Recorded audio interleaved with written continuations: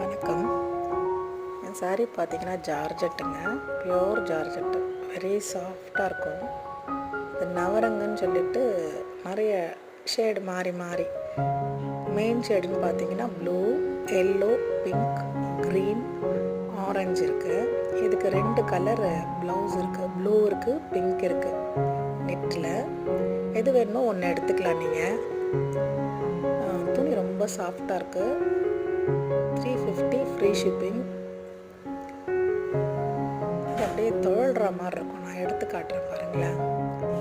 சாஃப்டாக இருக்குது. நான் அப்படியே நெளிஞ்சு வருது. கட்டினா அப்படியே தோளும். வணக்கம். இந்த சாரீ பார்த்தீங்கன்னா பியோர் ஜார்ஜெட்டுங்க. தொட்டாலே சாஃப்டாக இருக்கும்.